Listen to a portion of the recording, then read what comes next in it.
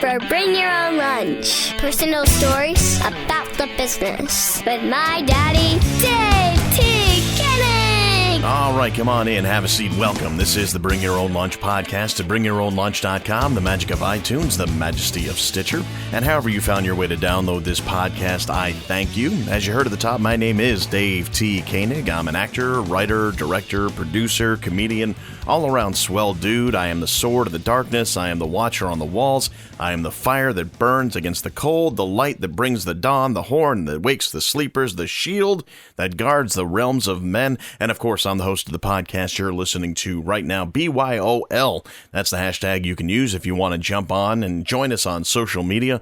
Like us on Facebook.com/BringYourOwnLunch. Follow us on Twitter at BYOL Podcast. Follow us on Instagram at BringYourOwnLunch. That'll be updated soon. And there are plenty of other social media outlets out there you can jump on and be part of the fun. And if all else fails, you can always go to our own website, the mothership, if you will, bringyourownlunch.com, with all the information about the guests, past, present, and presumably future of this program. And you can always send me a personal email, dave@bringyourownlunch.com. Now, there's a concept that I continue to repeat, both on this podcast and off, is that you just never know where the people you are working with today will end up. So it's always good to just maintain good relationships with everybody, because it can't hurt and certainly could at some point be a real positive, either personally or professionally.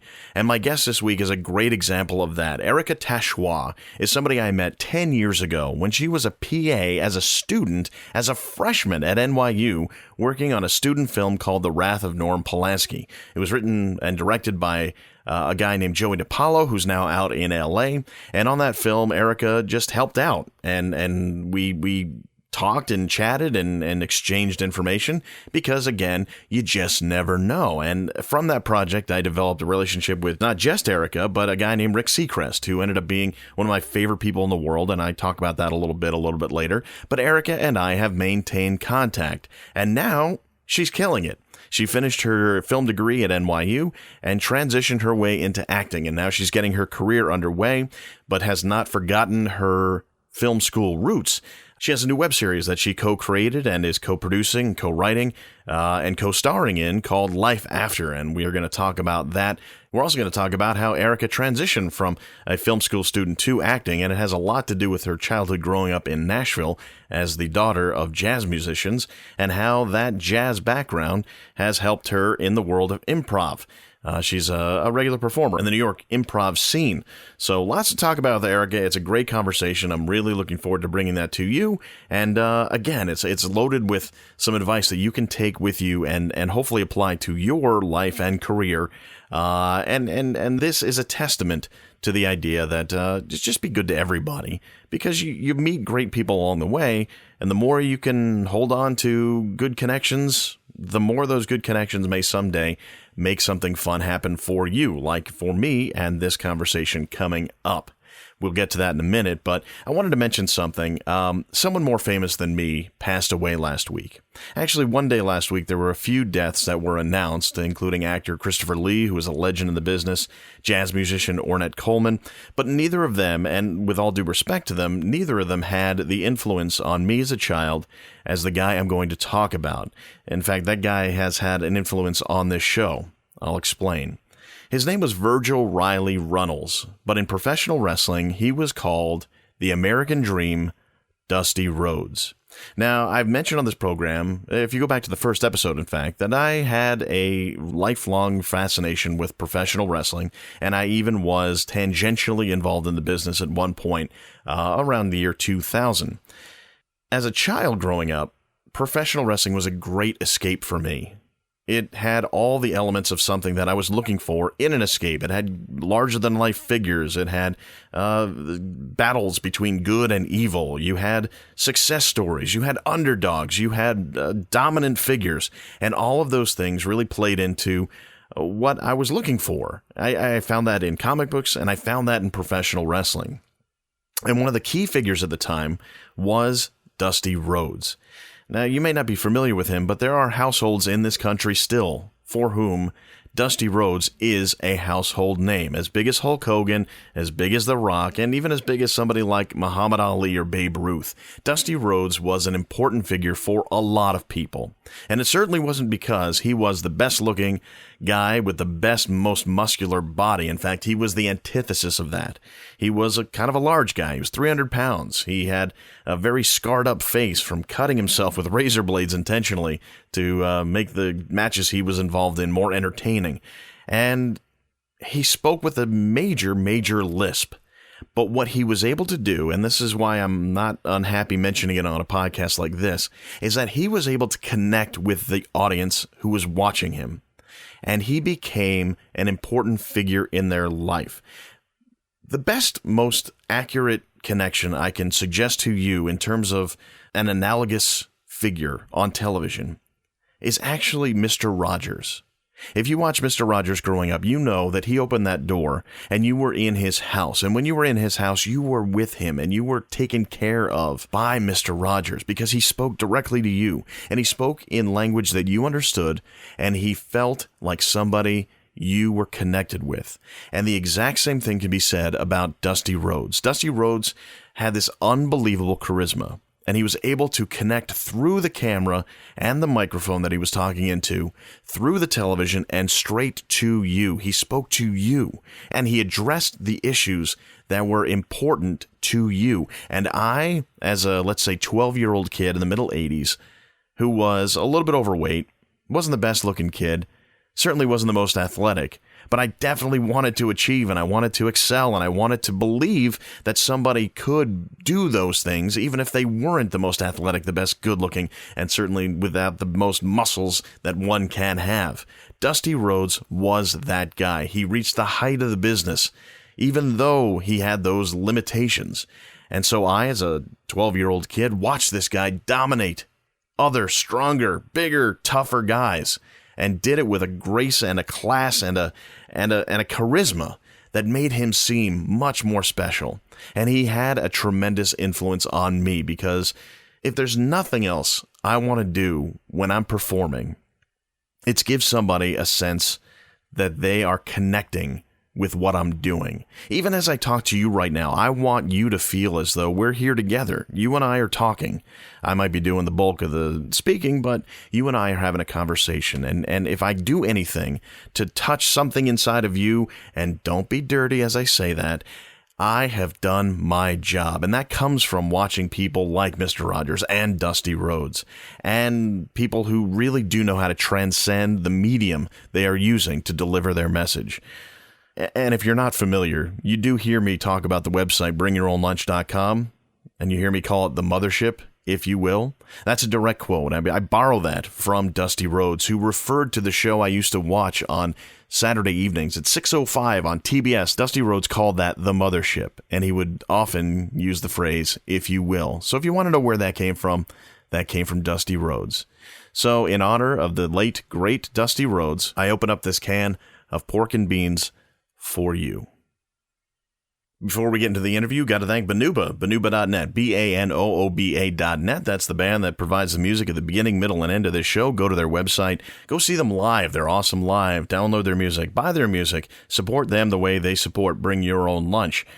And, of course, if you'd like to support us just a little bit more, besides the fact that you're listening, and I do appreciate that, you can go to iTunes or Stitcher and rate, review, and subscribe to this program. Rate means give it a number of stars, the most if you can.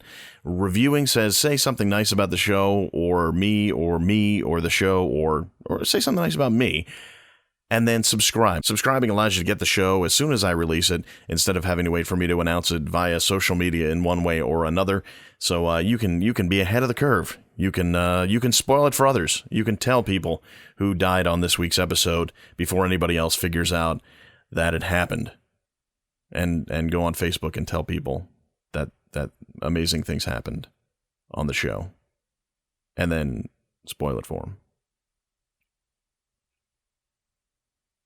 Don't do that. All right, let's get into it with Erica Tachoir, actor, comedian, director, writer, producer, and might as well make her a member of the Night's Watch. Here's Erica. Enjoy.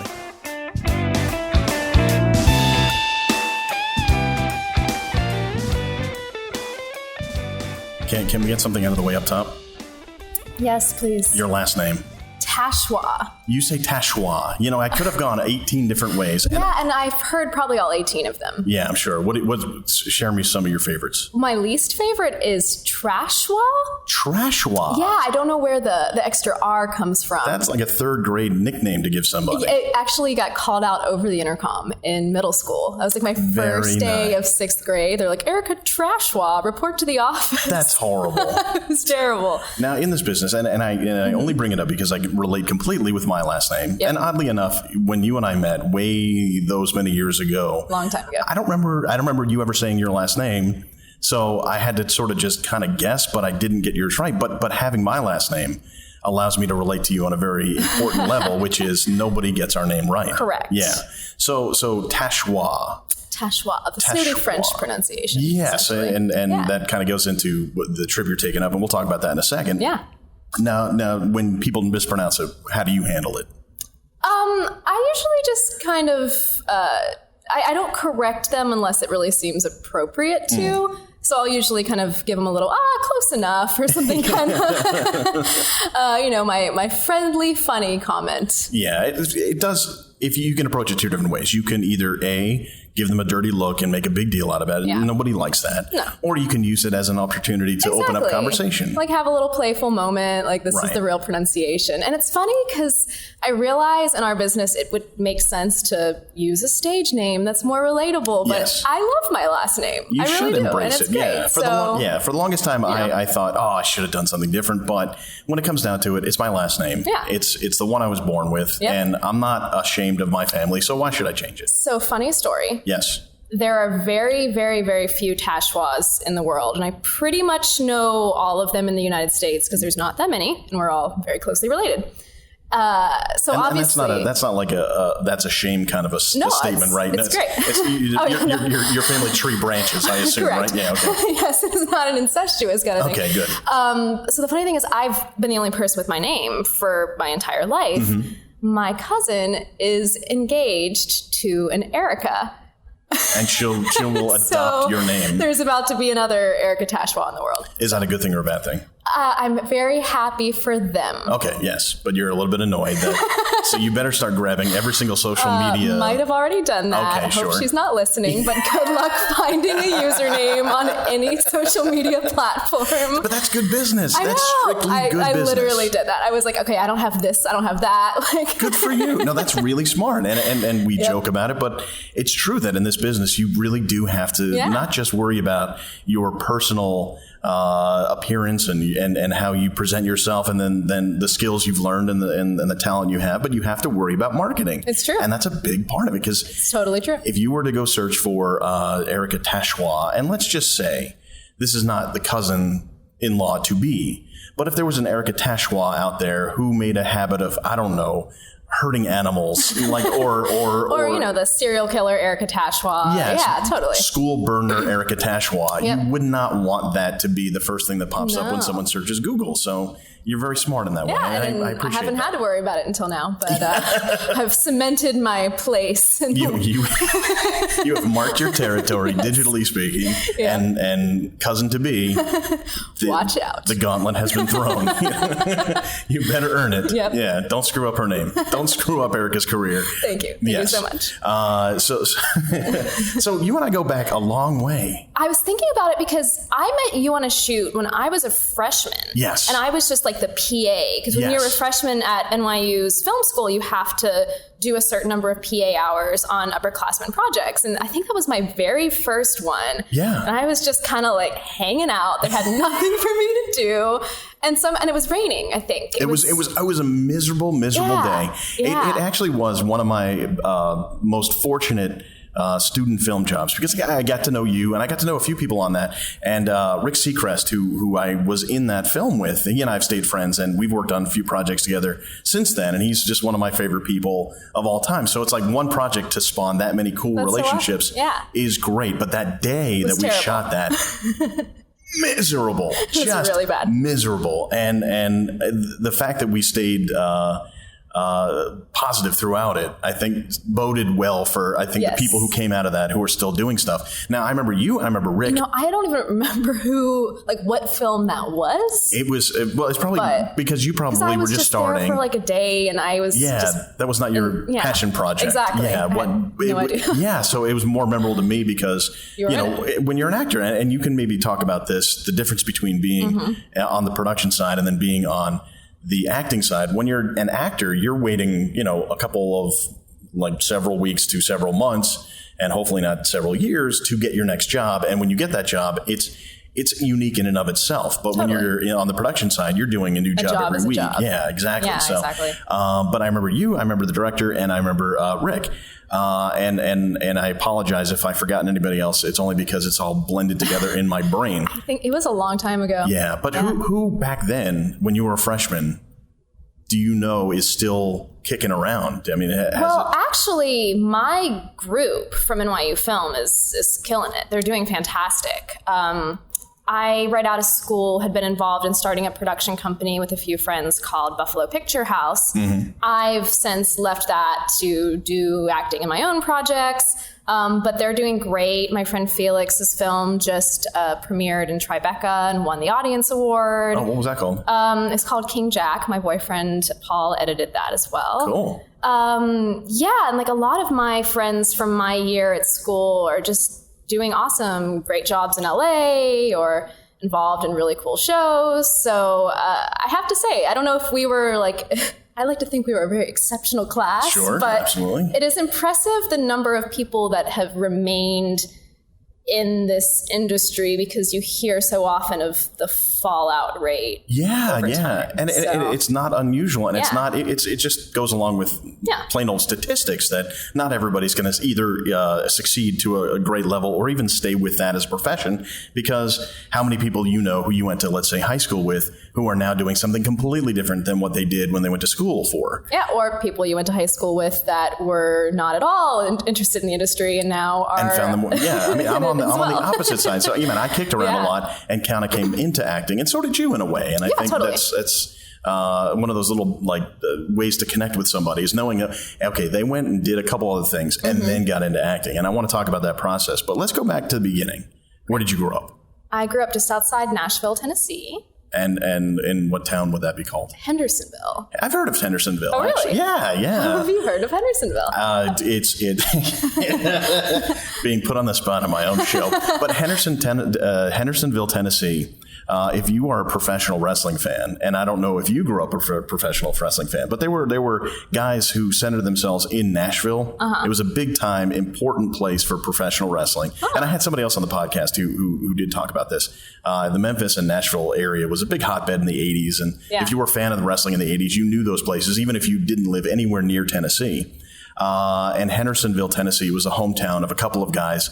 And those things just stick in your head. White Bear Lake, Minnesota will ever be stuck in my head because of professional wrestling. There you go. The wisdom can come from anywhere, believe it or not. So Hendersonville, Tennessee, what was that like?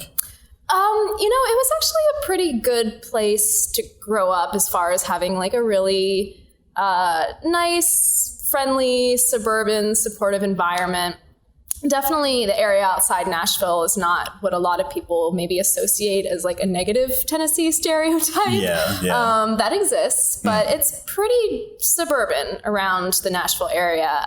We were always kind of the weird, not outcasts, but we were definitely the out of the mold family. I mean, my dad's from Pittsburgh. My mom's French Canadian. They're both jazz musicians. Oh, wow. Yeah. So we were definitely not your typical suburban Tennessee family. All right. So let's dig into that a little bit. Because, a jazz musician growing up basically in the heart of country music country. Yes. First of all, tell me about your parents and their jazz music stuff. Yeah. They met at Berklee College of Music in Boston, where they were both at school. Their story is they met on a bet that my dad couldn't pick her up, and he did, and they just had their 38th anniversary. Yeah, word of the wise. Dates that begin as bets don't usually end up in a long marriage. No, they will always end in 38 years of marriage. Yeah, I'll take that bet. All right. But my dad plays the vibraphone. My mother is a pianist and composer. Wow. They were in Boston. They lived outside New York for a couple years when they were really young and pretty much went broke. And it was kind of like, what's the next option? And Nashville is a bit of a more affordable center for a lot of musicians. And obviously I associate Nashville with country music. Most people do. Grand Ole Opry and stuff. But what kind of jazz scene is there? I don't know that their basis there is as much about performing locally as it is like they travel so much. And with my dad's instrument, it's not the easiest traveling instrument. If you're familiar with a vibraphone, kind of a big thing. Pretty big. Yeah. Yes. Yeah. I wonder now in hindsight if he maybe would have chosen a smaller instrument in life to pursue. Triangle. Yeah, exactly. I will play the piccolo. Yeah, there you go. So it works out really well for them from a traveling standpoint because they can really drive anywhere in the country. And my dad's a clinician for Ludwig Musser, which is a company that makes his instrument. So he does a lot of college tours and clinics and performances. So it's kind of a good home base for them. What was it like childhood-wise? What would you say would be the hallmark of being the child of jazz musicians as a child? Well, it's not weird to have a recording studio in your house. That's normal. Sure. Your parents practicing. Actually, my best childhood daughter of jazz musician story is when they knew that I was too old to be on stage during their performances. Because when I was really little, and I was an only child, they would just let me kind of play under the piano, which was this cute thing to do. Then during one of their shows, I thought it would be funny and enhance the show to kind of have like a interpretive puppet show thing happening over the piano. And my parents had no idea that I was doing this. Like they're playing and they're wondering why everyone in the audience is cracking up. That's awesome. They have no sense that I'm back here like putting on a whole show. So that was when I got banned from being on stage. But yeah, just growing up kind of with it being normal to be in the audience with my grandparents while they're on stage playing and just being kind of surrounded by music. I would say actually the thing I'm most grateful for, so many of my friends in film school and actor friends, for them telling their parents they wanted to pursue a career in the arts was a really hard thing to do. Sure. Their parents don't understand what it means to not have a normal job. And I'm coming from the perspective of being completely aware of the challenges, I will say, the opportunities of, you're exactly of that kind of lifestyle. It makes complete sense. And this podcast has taught me something very important about artists in general is that they're almost to a person, there's a little bit of a gambler's nature. And I don't mean that we're risking our lives in that you just have to be able to withstand the idea of uncertainty. Yeah, absolutely. And coming from that environment gave you that sort of as a background. So it feels natural to you. It's normal to me that to not have a steady paycheck and retirement plan. And, right. And you're not getting that sort of feedback from your parents that's an absolute necessity or else you're wasting your time. Correct. And they certainly wouldn't have been upset if I had wanted to go into a more stable profession. Sure. They're not that much beatniks, I'm sure. Yeah. But they've definitely given me kind of that foundation of instability. But, they prepared me for what it takes. Yeah, sure. So you had a little bit of a natural entertainer in you doing those puppet shows. Did you express that in other ways growing up? I mean, what was your impression or because different people growing up had different visions of what it meant to be a performer or be an artist or be an actor. What was it for you? Like, what did you think of when you heard somebody? I mean, obviously you saw your parents performing, but for you as a person, when did you think to yourself, oh, that's something that's very cool and I could do that? It's funny because I don't really know at which point I kind of took it seriously, but creativity as more than just a playtime thing was really rooted in me from the beginning. I mean, I was an only child, so you get really comfortable just entertaining yourself. And I wrote a lot as a kid. Like, I actually dug up some of my old writing recently, which was fascinating. I found this novel I was working on when I was 12, which was very heavily influenced by my Jane Austen phase. But I did a lot of writing. I was constantly kind of playing these imagination games by myself. This is totally cool, guys. And I started kind of being in plays and stuff and performances in probably like middle school. I started taking drama classes. Okay, so you had that right from, the junior high years. Yeah, exactly. So you started to really investigate that. Because what I'm interested in, and again, this is like, there's a bit of a common thread that happens, at least on this podcast, but in more people I talk to, at some point you considered something else because you ended up finishing school in Tennessee. You grew up there the whole time? Yeah. And you were involved in theater type stuff. Yeah. And then you went to NYU. And you obviously, tell me what your goal was at NYU. So I did definitely consider other things. I was really, this is a real, I don't know if this is a humble brag or just a brag. I was very successful in school academically. I actually did really well. What does really well mean? Because I didn't. I was salutatorian of my high school, and I took many AP classes and got high scores in them. Okay, so you were way ahead of the curve in terms of applying yourself early, yes. So it was actually a legitimate debate of, if you have this strength academically, do you ditch that for the arts, or should I, consider some sort of law school bettering humanity pursuit? It is very interesting that you say that, because you just described it as ditching the academic pursuit. And I understand that could feel that way.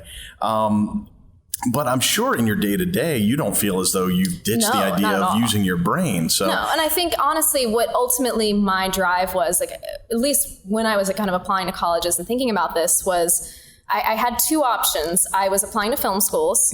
Why film school, by the way? I kind of reached this. I had started sort of making projects, and I did want to act, but I don't think I had the nerve to go to acting school. It's so interesting. Even with your background, where you had artist parents, you still had that little reticence about declaring yourself that way. It felt I don't know. There is, and even to this day, there is that thing about being an actor that you kind of cringe at a little bit, even though I embrace it. I am one. I'm proud to be one. Sure. But I really thought, because so much of my childhood had been writing and creating things, I really liked directing projects, and it seemed like, as far as getting a bang for my buck with education goes, going to school to study that, to learn how to really craft stories and tell things. And it also combined sort of the academic pursuits. My idea was that I could use filmmaking as a tool to examine some of the things I cared about. I was really into a lot of social justice causes, and I went to a Catholic school that we had a lot of cool morality classes, which sounds weird, but we actually had a really cool kind of social justice education. That is pretty unique if you think about it. The church, in fostering discussion about that kind of issue, these days you assume that it's no, this is bad. But you obviously had really a little more a lot of free thinking. Dignity of workers and looking at inequality and injustice, and that stuff kind of got rooted in me, and I had this idealistic idea of going off to film school and creating these stories that could move people to understand things that maybe they wouldn't take an interest in otherwise. That's pretty cool. So, there's a nobility to that, for sure. I was very confident in my righteous place in the world at that point in time. Well, we will discuss the further years and see how you're doing so far. But so you landed at NYU. What finalized your decision for NYU? Well, I got. My non-film school option was Harvard, which I got waitlisted at but did not get into. Okay. So that was convenient. Because it's good enough to be hey, I got waitlisted to Harvard. Yeah, why not? They don't need to know the rest of the story. Exactly. Yeah. I was really set on USC, though. That was my dream school. I was actually dating a guy at the time that was a year ahead of me and was there. Right. From your hometown? Or? Yeah, really weird coincidence. Okay. But I was really set on USC. I wanted to be in LA. I wanted palm trees, Hollywood, all of that. Had you been out there? Okay. I went and visited with my dad. It was probably one of my favorite trips I've taken in life, was that school visit to Los Angeles with my father. So I was 100% set. I didn't get into USC's film program right away, which isn't unusual because they don't admit a lot of people as freshmen, and they don't actually do anything in the program as freshmen. You could easily go there and transfer into it. Oh, not necessarily easily, but a lot of people join the program later. Yeah. So I was kind of prepared to do that. And then I got into Tisch, into the film program, and into this Tisch Scholars program, which was incredible travel opportunities. It kind of fostered that, like being around other social justice, academic-minded people. Sure. I visited New York with my mom during their kind of weekend to welcome people who'd been admitted.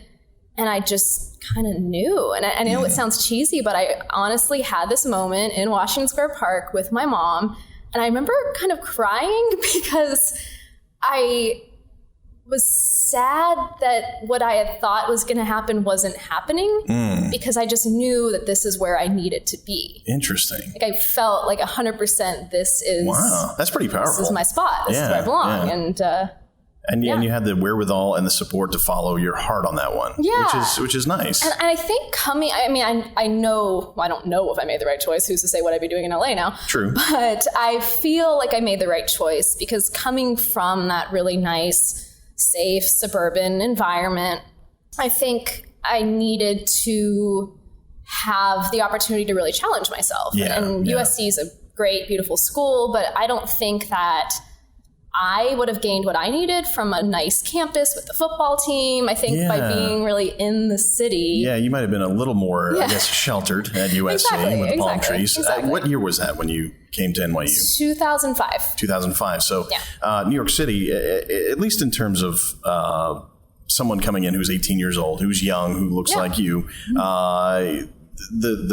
at least those of us who were here knew that it was a little bit safer for you than it was, 10 years prior. But what was New York to you? Like when you thought of New York from Tennessee, what kind of visions in your head did you have? I don't even know what I was thinking because I was never oh my God, I have to get to Times Square.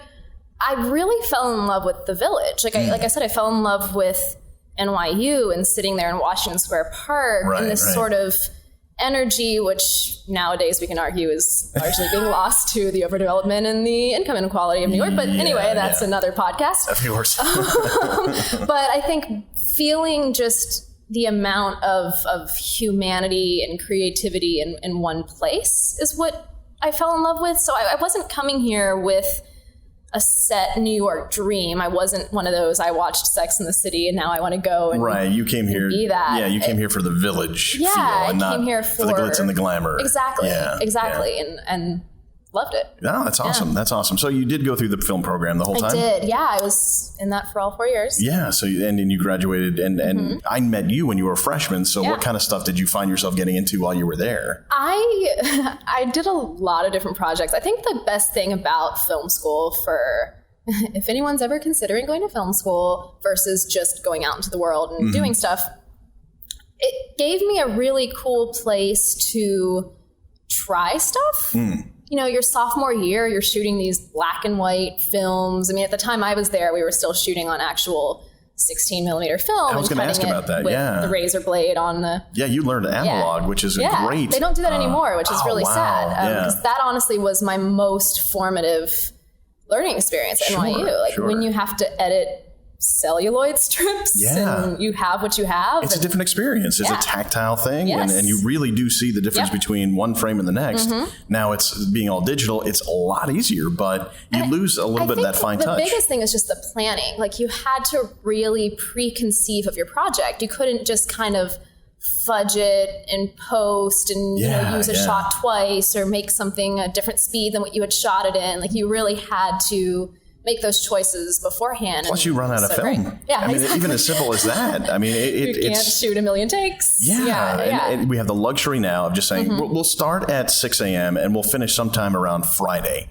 And it's nice to have the luxury, but sometimes it's better to just have to nail it. I think the best creativity comes within the most confined circumstances. Agree 100%. And that was really the formative class of NYU for me was that sophomore year class. And I did a lot of definitely, that was my like more experimental art phase where I did like dance pieces and, you know, because you were doing a lot of silent stuff too. So I got to kind of explore things that I wouldn't necessarily still be making today or try to make in a marketable context. My final film at NYU, it's not truly a thesis, but for colloquial purposes, we'll call it a thesis, was a film I made and actually shot it after my senior year called Too Sunny for Santa, which was a story about a father who was creating Christmas in summer for his dying wife. Oh my gosh. I know, real uplifting film.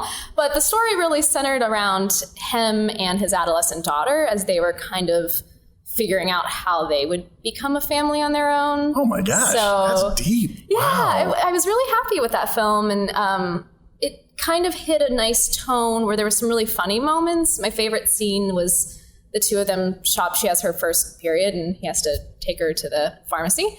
And how long was this film, by it was the way? Like, how long is it? Between 15 to 18. I think it was closer to 18. That's a lot of story in 15, 18 minutes. Yeah, I mean, they were very choice scenes. Yeah, you know? But that's, I mean, you delve into a lot of stuff there. I mean, it sounds like, have you gone back and looked at that? I have. It does. I mean, everything you look at years later, you're like, oh my God, I could make that so much better now. Yeah, but I'm still very proud of it. And I think for where I was at that time and coming out of school, it definitely was the first thing I did that felt like I was finding my tone. Because I think for me, ultimately, what I do on my own, which is different than what I do with my writing partner, and we can talk about that. But what I do on my own, I think, is ultimately existing in this space of comedy and drama kind of coexisting, finding humor in really vulnerable moments where you might not expect to find it. I'm a big fan of those genre blending pieces. Yeah, and I think that's a lot of where things are going anyway. Totally. So I think you're of the zeitgeist, if that makes any sense. Yeah, there's a ton of shows right now I'm sort of obsessed with that are nailing that. I don't want to gloss over the production company that you started, but I do want to get into what made you switch over to acting. It happened around that time. Yeah. I graduated. You know, I was busy finishing that film and going through the festival circuit with it, which was a lot of fun. It can cost you a lot of money when you start realizing that you're traveling all these places and these hotels, but it was great. And while I was doing that, I was definitely kind of having that normal postgraduate experience of what am I doing now? What the hell do I do now? Yeah. Like, what's next? And trying to write a feature because you know that you need to have a feature and that's your thing. And I kind of was able to think a little bit that how am I trying to say this? When you're busy in school, you don't necessarily have time for like self-reflection about your true aspirations. Of course. You know, once you're out of school and you have more time. You have all the time that you ever wanted. Become very aware of those things. Yeah. And that's sort of when I realized that I did miss performing and I did miss kind of being on that other side of the equation.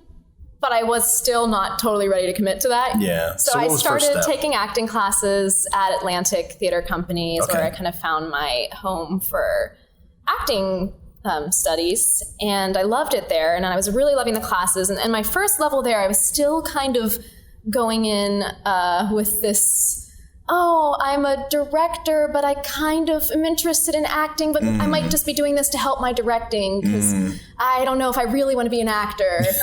Like still just tiptoeing into that. And then a really close friend of mine found out I was taking classes, and she was actually the one that was like, okay, well, we should get you to start auditioning. Come over. I'm going to teach you how to set up an actor's access page and casting networks and do all these things. And here's how you should build your resume. And this is what your headshot should be like. And she just kind of took me under her wing and got me going as far as submitting to projects and trying to go out.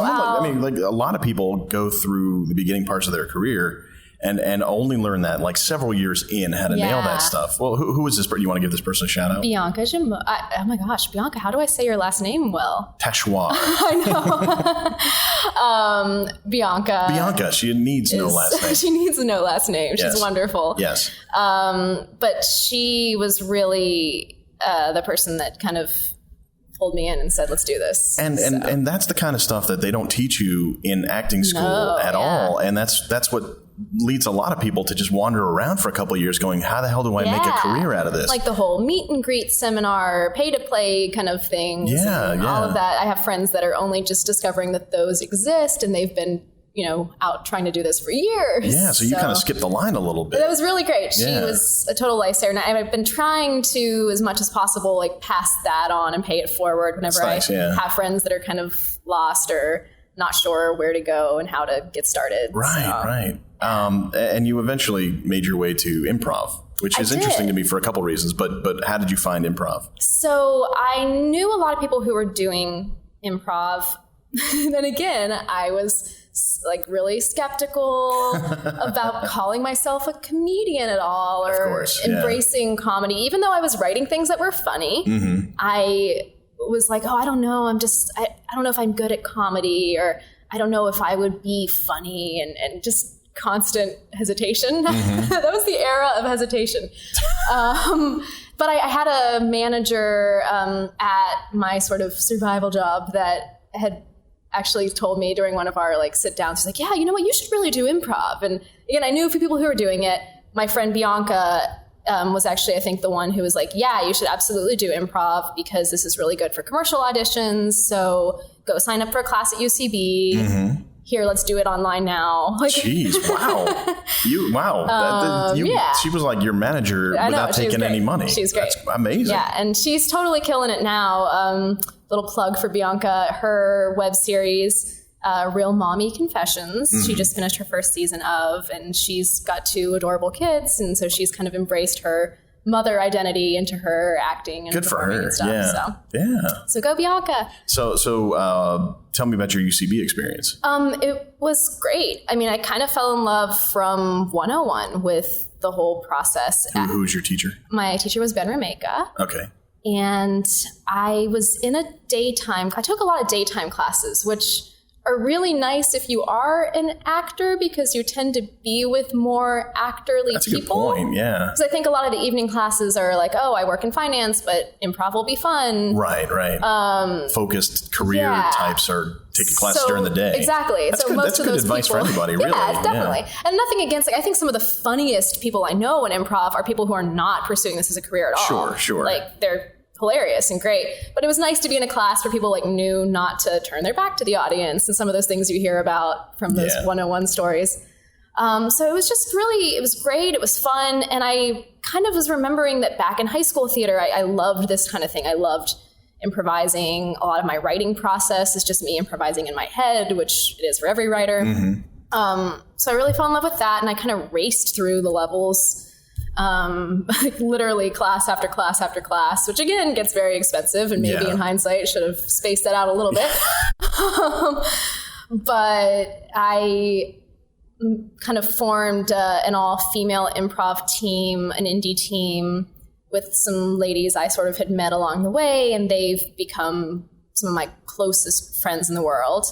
And through that, I also met Corinne Caputo, who is now my writing partner for all of my kind of comedy endeavors. Now we're going to get there in one second because I want to finish on that. But what's really interesting for me is that you came from a family who of jazz musicians. Who improvise, yes. Who improvise. And that was actually my parents' love. When I started taking improv, they were all like, yes, you should be doing this. Improv is in your blood. It definitely is. But how do you see the comparisons between jazz music, which is a different pursuit, but there are definite parallels. There's definite parallels. I would say with jazz, it's not, at least the kind of jazz my parents perform, it's not quite as open as long-form improv because you do have a piece that you're sort of following. But I would kind of almost equate it to like a herald where we know the structure, like we know that this is the chord progression and we're going to have 8 measures of improv at this section here. They don't necessarily know what's going to happen during that section. So yeah, I would say it in my mind, my relation to what I do and what they do would be something like a herald or like a more fixed form. And just, to maybe to broaden it a little bit, I think with improv and with jazz, if you come onto it from a complete outsider's perspective and you were just sat down at a jazz show having never heard jazz, or sat down in an improv show having never seen improv, it can seem like a complete mess. Yes. But when you drill down and see what's going on behind the scenes, so to speak, there is a tremendous amount of structure. I remember the first improv show I saw in the city was a team at the Magnet. I was friends with George Basil, and he was on that team, and they were called 4-Track.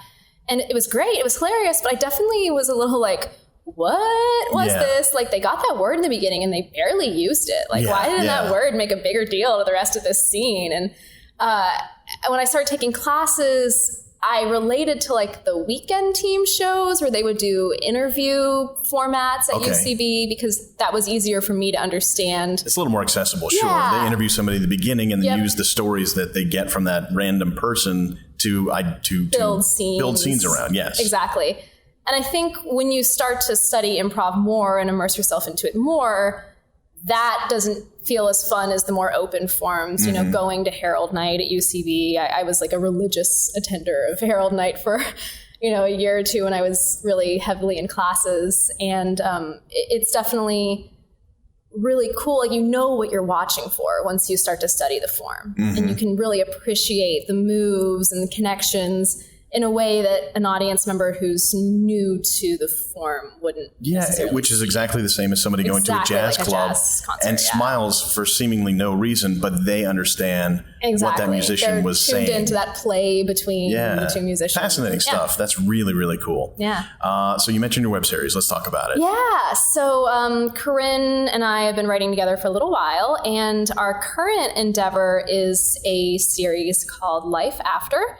It's about the two of us, and in the first episode, we get hit by a bus and die. That's how the show starts. And ends. And it's over. That is the entire show.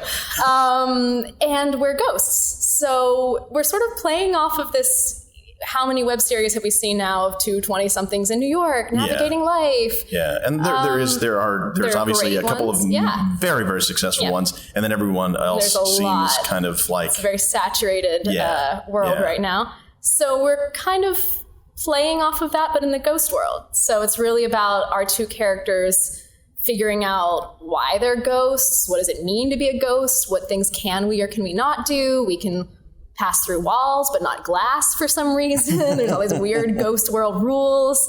And ultimately, we're trying to figure out our unfinished business. We want to pass on and move on from this ghostly state. That's actually pretty cool. How much have you done so far on the project?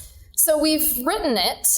We do have some revisions that we want to do still, but it is written.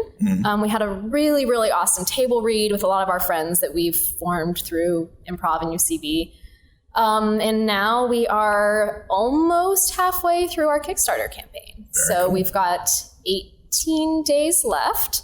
And when I looked before I came here, let me see, do we have on your Apple Watch, I might say. I know, no updates there. Before I left, I think we were at $9,800, and our total goal is $21,600. All right, well, you're doing pretty well. So we're getting really close to that 50% mark. Pretty impressive. Which is exciting and terrifying. Yeah. And by the time, when this airs a few days from now, we'll definitely see where things are. We'll be done. That's right. Fully funded. and then what's the plan once you get that resolved, let's say? Yeah, once we've got our amazing budget in place, we'll be shooting the series later this summer and trying to get it out for the fall. And just normal distribution channels, or are you trying to keep it back and see if you can sell it to somebody? No, we actually want to do this one ourselves this season, at least. Our idea is we want to use YouTube, or we've debated between YouTube or Vimeo. We're pretty set with going YouTube for this one. We want to release all of the episodes at once to give people that kind of binging option. We'll drop the first episode about a week beforehand. And what question am I answering? Well, you're answering. That is it. Okay, you're doing fine. Great, you're doing perfect. great. I'm nailing it. Okay. So we're gonna kind of drop them all online simultaneously, and then see how that goes, and hopefully for the second season we can kind of explore some different distribution and fundraising options. Very cool. And all this will happen while you're up in Canada. Oh gosh, yeah, it's really stressful because we were going back and forth about when to launch this campaign. And you know, we've been really trying to do everything we could to prepare for this Kickstarter. I mean, you see a lot of people who launch these crowdfunding campaigns and they sort of launch it and they announce it, and then you don't really hear much about it, and then they maybe did or didn't meet their goal. And we knew that if we were going to try and do this, we wanted to be able to give it our all. And if we don't meet that goal, it's not going to be because we didn't do everything possible to work toward that.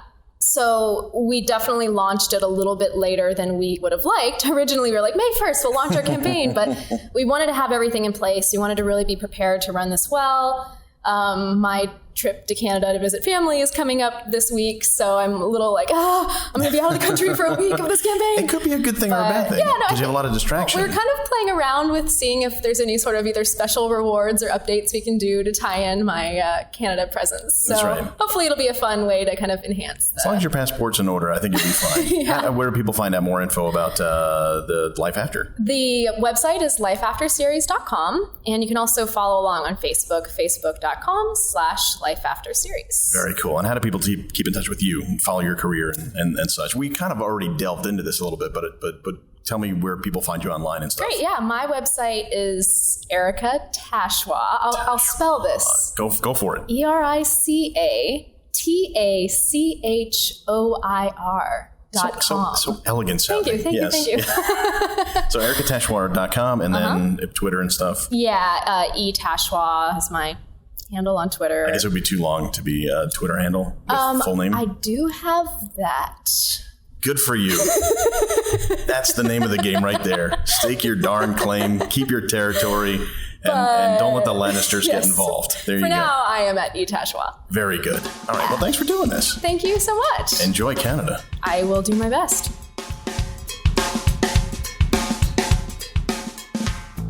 That's Erica Tachoir. Super cool. Again, it's amazing that we met that long ago at such a random point, and we're able to have a conversation today as peers, and that's really awesome.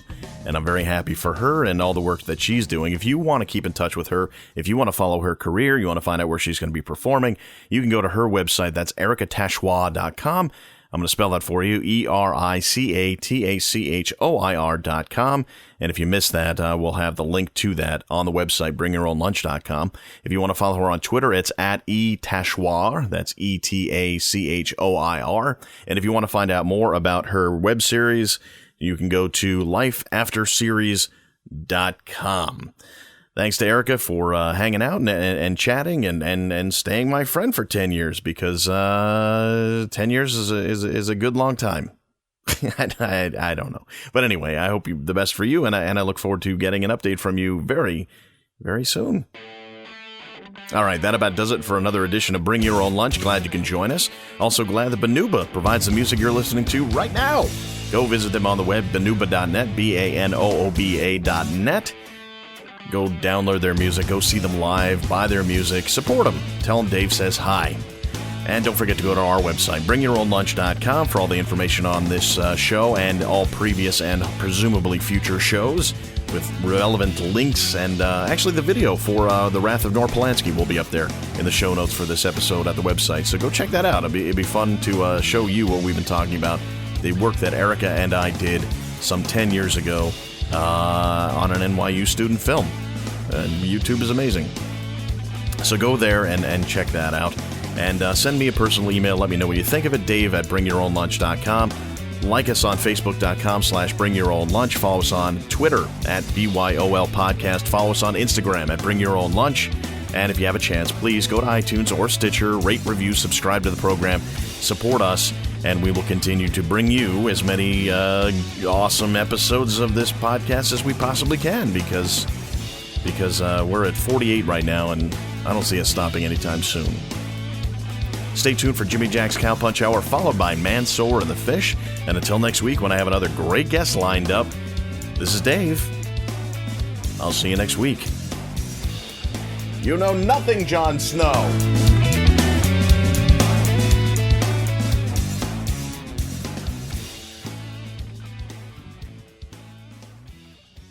Here is the American Dream, Dusty Rhodes. And Dusty, your fans welcome you back, man.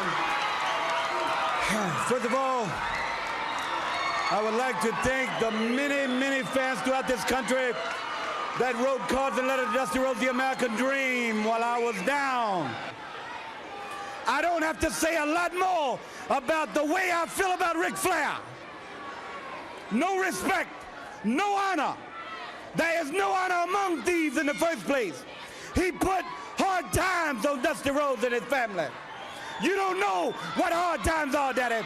Hard times are when the textile workers around this country are out of work and got 4 or 5 kids and can't pay their wages, can't buy their food. Hard times are when the auto workers are out of work and they tell them go home. And hard times are when a man has worked at a job 30 years. 30 years. They give him a watch, kick him in the butt, and say, hey, a computer took your place, Daddy. That's hard time. That's hard time. And Ric Flair, you put hard times on this country by taking Dusty Rhodes out. That's hard time. And we all had hard times together. I admit I don't look like the athlete of the day supposed to look. My belly's just a little big. My hand is just a little big. But brother, I am bad and they know I'm bad. And there were 2 bad people. One was John Wayne and he's dead, brother. And the other one's right here. Nature Boy Ric Flair. The world's heavyweight title belongs to these people. I'm gonna reach out right now. I want you at home to know my hand is touching your hand for this gathering of the biggest body of people in this country, in this universe, all over the world now, reaching out because the love that was given me, and this time I will repay you now because I will be the next world's heavyweight champion on this hard time blues.